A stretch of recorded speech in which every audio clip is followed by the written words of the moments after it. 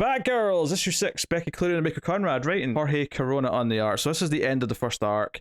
And I'm happy to say it was a little less overstuffed. I still would take away the third person narration that pops in now and then, but it's a lot less overstuffed because it's not dealing with the serial killer stuff, and it's not dealing with that group that the Seer convinced to go after the Batgirls, which I don't think should have been in this arc at all. That should have been a separate thing later on, because it had nothing to do with anything that's going down in this issue or what's been going on with Spellbinder and the tutor.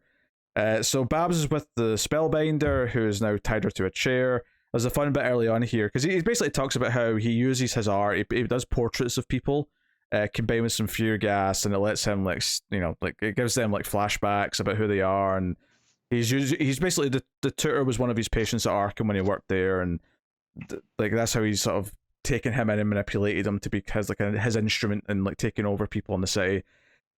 There's a nice little moment here where Babs is able to like get her hands free, and she starts fighting him when she's still tied in the chair, and he says, what can you possibly do still tied to a chair? And it's a nice little kind of like, oh well, she spent years fighting from a chair. She's like the one person who can do this really well, and does a good job of kicking his ass.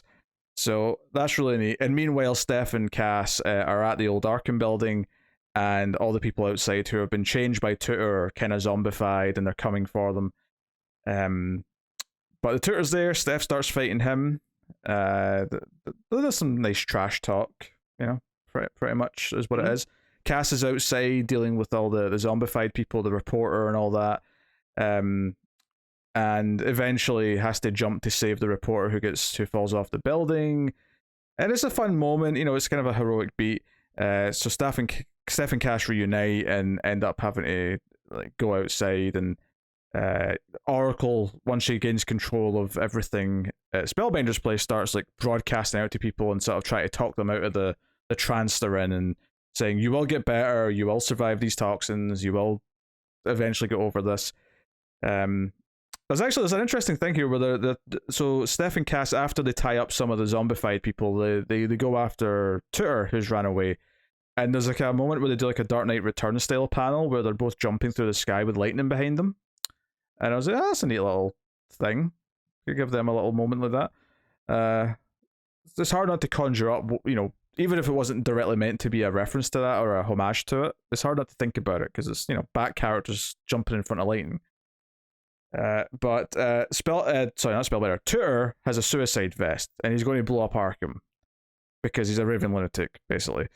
Mm-hmm. And Cass gets the bomb vest off of him, throws it to Steph, who takes it in their stupid car that they've been so happy to have the last few issues, and she goes driving away from the building, and they kind of like do a fake out here where she might have died like in the explosion, but I don't think it ever feels like she really did. It's kind of it's too lighthearted to ever actually take it seriously, where the very next page after the explosion, like Cass is really upset, and Babs is kind of saying it's okay, sometimes bad things happen, and then Steph comes walking out the shower, and Cass is actually just upset about the car. And there's a sweet moment here where she sort of grabs both Babs and Steph and hugs them, and she looks really serious about like having like close friends who she cares about, and they're both just smiling because they're a lot more bubbly than Cass is. But a lot of this is they're watching the news, and the reporter's saying, but the Batgirls saved us, because keep in mind, the Batgirls were kind of seen as fugitives for a bit, because, they were made to look like villains during the whole Fear State stuff. And as they're watching the news, like, the TV starts to glitch, and it's like the Seer's talking to them, and they think it's the Seer. The Seer's like here to talk to us, and then the Seer actually walks in the door and says, no, I'm not talking to the TV. That's just kind of like what I have been doing. Like, I'm actually just here.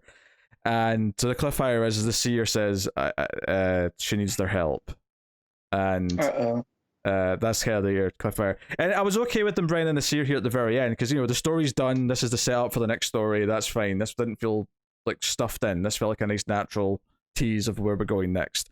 And it says next time break in at the Iceberg Lounge, which sounds like fun. So I think the arc, looking back on it now that I've been able to read the whole thing, it does have that problem of just having too many plots going at any given time and being a little too densely packed a lot of the time. But I have often enjoyed the chemistry of the characters, And I think this final issue, while the plot's nothing revolutionary and the villains aren't necessarily that exciting, you know, like the guy who worked at Arkham who got kind of crazy and power mad thinking he can cure the city in a different way isn't really that original in the Bat universe. You know, we've had similar kind of things here or there before, but the Batgirls, like, kind of how they get out of their predicaments and how they deal with the situation is kind of the fun.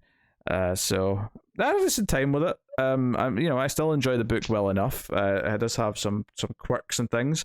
The art is generally very enjoyable though and fits the tone. Corona's been really consistent throughout the whole thing. Colors are very vibrant. They pop very well. It's very expressive. I kind of dig how, because the Batgirls will look very distinctly different anyway, because they all have very different, you know, hair colors and things like that. Yeah. So, but no, I like kind of the, like, any kind of extreme expression is really well done in Corona's art. Like, any sort of like anger looks really angry, and any type of like happiness looks really happy. So it's very expressive and cartoony in that sense. There's not too much subtlety, but that's okay because it fits the vibe that it's going for. But I'm happy to give that like a 7.5. You know, I wouldn't say it's quite great. It's still just too many little nitpicks to have with it to go that high, but I would say 7.5 for this one.